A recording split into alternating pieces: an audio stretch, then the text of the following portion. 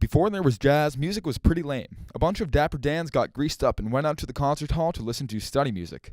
People got bored of pretty Debussy piano pieces and wanted something a little more jarring, so Scott Joplin introduced ragtime, the trip hop of the 1910s. Everyone started doing the Charleston, and piano players like Art Tatum and Art Tatum with big eyebrows dominated the stride piano scene.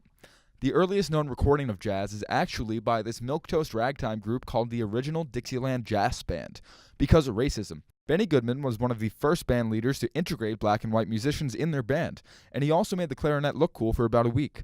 Over in New Orleans, Louis Armstrong started playing music on boats. The Mississippi River brought the sound upstream all the way to New York. In Harlem, Duke Ellington was the band leader at the Cotton Club, where African American musicians would perform for mostly white audiences. Drawing influence from heritage and ethnicity, musicians transformed jazz into a platform for racial progress in America. Over in Kansas City, Charlie Parker played the sax really fast, like a bird, so people called him Bird. In South Carolina, John Gillespie played the trumpet so fast that people got dizzy, so they called him Dizzy. He also dropped his trumpet and never got it fixed.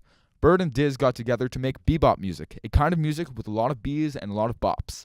The music was so hot they called it hot jazz, but hipster Miles Davis was too cool for hot jazz and created a style contrarily called cool jazz.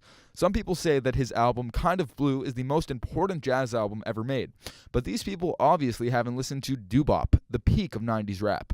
Afterwards, jazz exploded into a potpourri of sound. 1959 is known as one of the most important years in jazz. Folks like John Coltrane, Ornette Coleman, and Sonny Rollins inspired horn players to play really, really fast.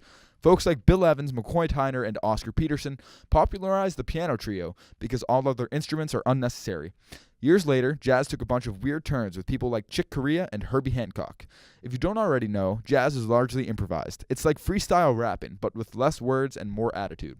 While jazz seems like it's only played by Kenny G and Snarky Puppy, there's actually a huge modern-day jazz scene, with folks like Esperanza Spalding, Christian McBride, Roy Hargrove, and hundreds more.